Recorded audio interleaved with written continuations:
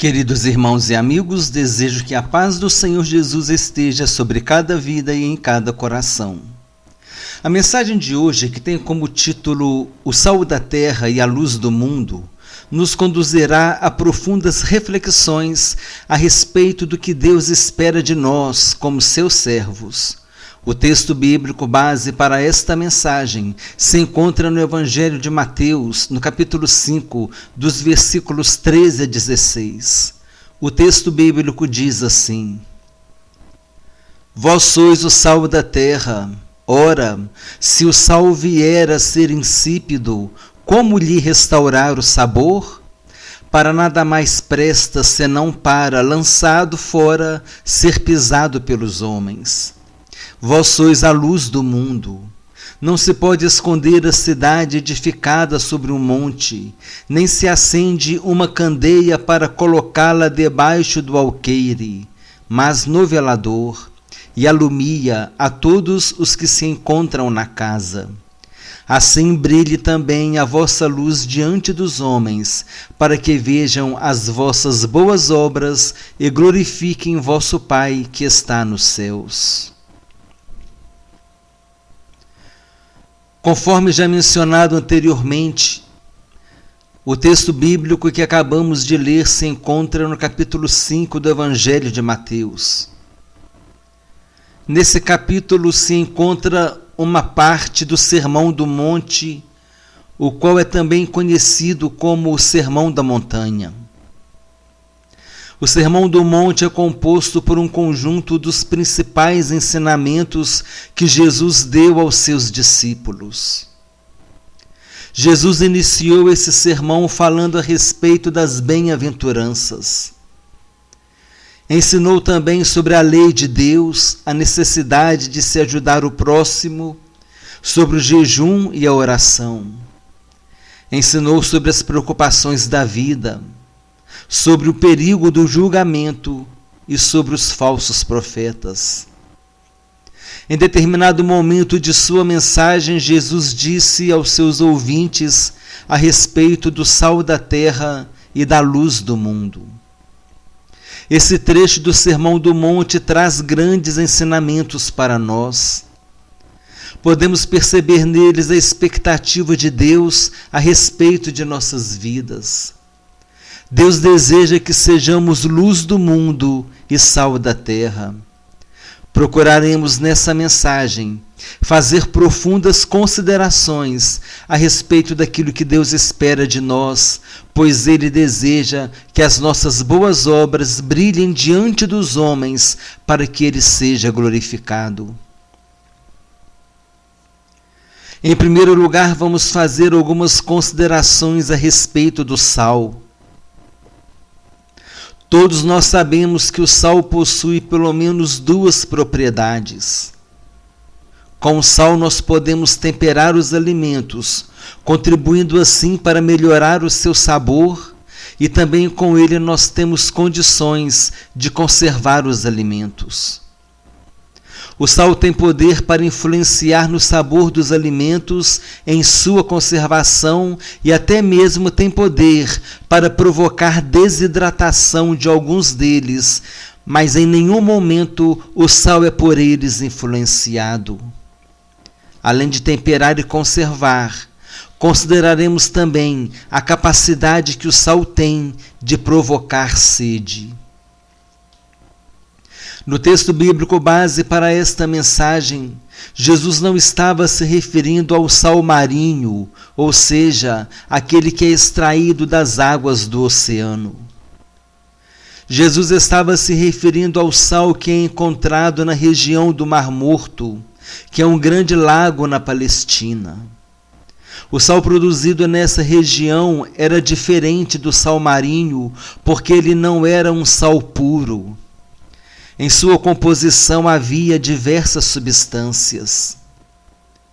O sal da região do Mar Morto era misturado, e isso fazia com que ele não fosse um sal puro.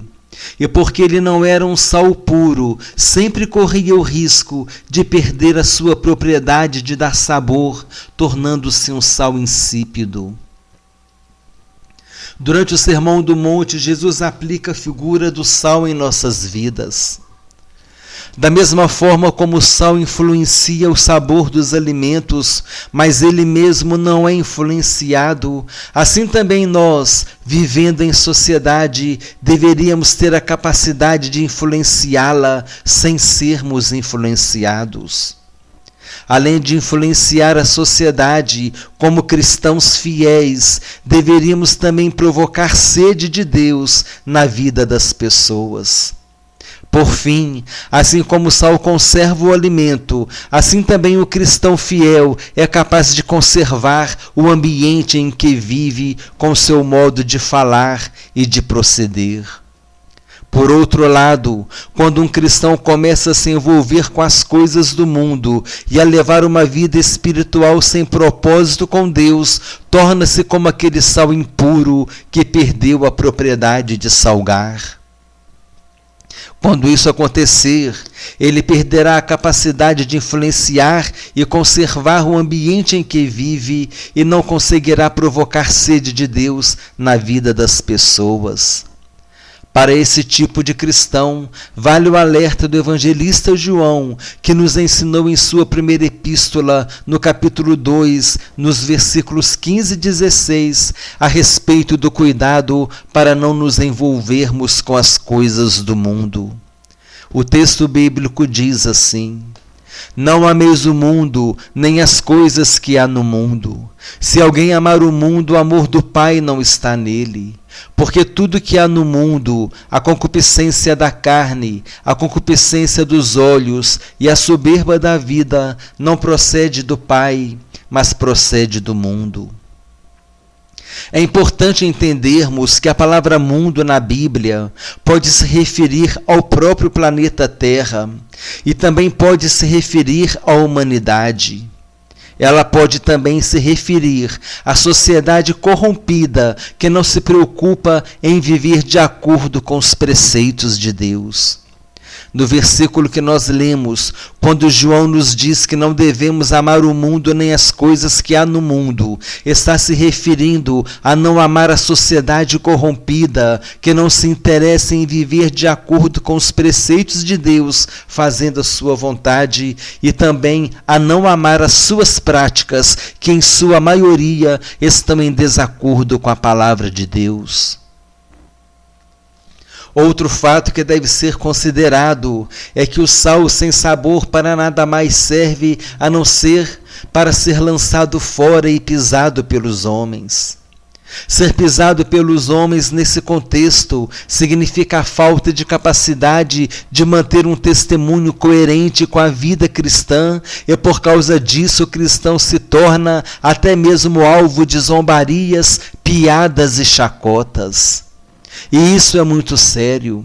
Precisamos ter a firme decisão de levarmos uma vida constante na presença do Senhor, dando um testemunho coerente com o que Deus espera de nós.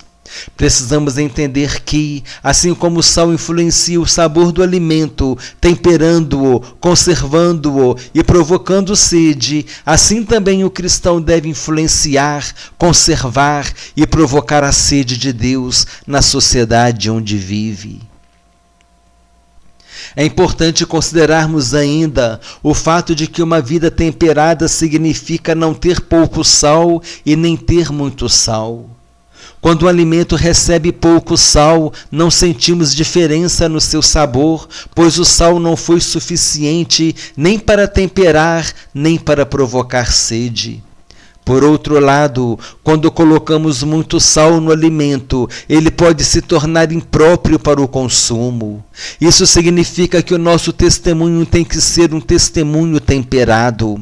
Não podemos ser cristãos que não influenciam as pessoas, nem o ambiente onde vivemos. Por outro lado, não podemos ser cristãos exagerados, com pontos de vista radicais, porque com essas atitudes poderemos nos tornar impedimento e pedra de tropeço na vida das pessoas, impedindo-as de se achegarem ao Evangelho.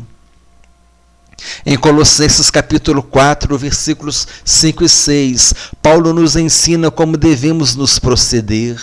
O texto bíblico diz assim: portai-vos com sabedoria para com os que são de fora, aproveitai as oportunidades, a vossa palavra seja sempre agradável, temperada com sal, para saberdes como deveis responder a cada um. Devemos pedir a Deus que nos dê sabedoria no falar. Como as propriedades do sal influenciam o alimento, conservando-o, dando-lhe sabor e provocando sede, assim também nós, como com o nosso testemunho, podemos influenciar a sociedade, conservar o ambiente onde vivemos e provocar sede de Jesus Cristo nas pessoas, levando-as a ter o desejo de ter uma experiência com o Senhor Jesus. Faremos agora algumas considerações a respeito da luz. Todos nós sabemos que a luz tem a função de iluminar o ambiente no qual se encontra. Deus nos chamou para sermos luz do mundo. Não tem como nós fugirmos de nossa missão. A missão que Deus nos deu é a de brilhar diante dos homens para que eles vejam as nossas boas obras. Quando nós fazemos as boas obras, a luz de Deus brilha no mundo por meio de nossas ações. É importante entendermos aqui que essas boas obras significam ter uma vida cheia do Espírito Santo, produzindo o seu fruto e as virtudes que devem ser cultivadas, como nos ensina Paulo em suas epístolas aos Gálatas e aos Colossenses.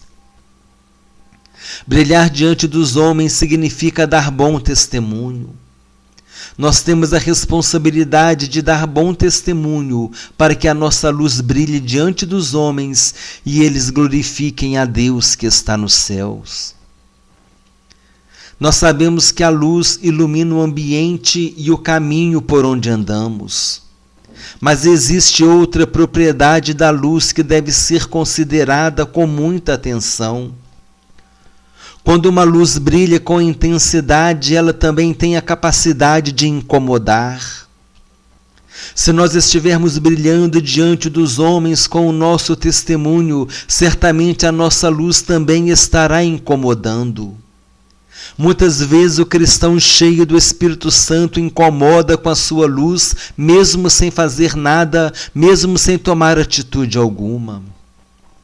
Além de iluminar, a luz pode também incomodar. Nós temos diversos exemplos na Bíblia de homens que brilharam e incomodaram aqueles com quem conviveram. Vejamos o exemplo de Daniel.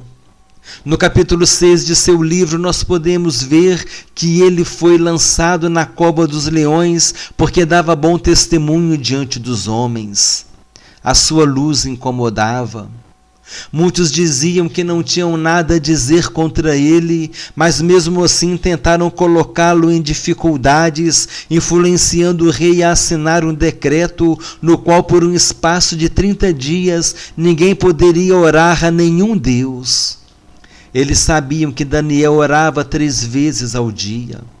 A luz de Daniel brilhava e incomodava porque ele escolheu obedecer a Deus. Daniel continuou orando, sendo fiel a Deus, e por causa disso foi lançado na cova dos leões. Deus veio em seu favor e lhe deu o livramento. E novamente Daniel deu o testemunho do seu Deus, que o livrou dos leões, e assim a sua luz brilhou diante do rei e diante de todo o povo da Babilônia. Daniel é um claro exemplo de um servo de Deus que foi luz do mundo na sociedade em que viveu. Fazendo um breve resgate da mensagem, é importante considerarmos que Deus nos chamou para sermos sal da terra e luz do mundo.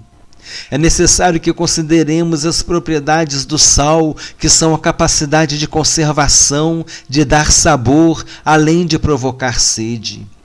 Precisamos também considerar as propriedades da luz que ilumina o ambiente onde se encontra e, além disso, se for muito forte, tem a capacidade de incomodar. É necessário que entendamos que somente conseguiremos ser sal da terra e luz do mundo se tivermos uma vida de relacionamento com Deus. Somente se estivermos em comunhão com Deus, seremos sal da terra, capaz de conservar, influenciar e provocar a sede de Deus nas pessoas. Somente se estivermos em comunhão com Deus, seremos luz do mundo, capaz de iluminar e incomodar. Se por um lado a nossa luz incomodará o inferno, por outro lado ela terá a capacidade de atrair as pessoas para a presença de Jesus Cristo. É pertinente nessa aplicação lembrarmos da figura do farol. O farol é uma estrutura elevada semelhante a uma torre que possui potentes lâmpadas e espelhos refletores que são capazes de projetar um facho de luz a grandes distâncias. Ele é usado não somente para atrair a atenção dos marinheiros a respeito da entrada de portos, como também para alertar a respeito dos perigos do litoral, como a presença de rochedos, recifes ou bancos de areia, onde os navios poderiam encalhar. Assim como a luz do farol orienta os navios a chegarem ao porto com segurança, assim também a luz do nosso testemunho deve conduzir as pessoas a chegarem ao porto seguro de nossas almas, que é Jesus Cristo.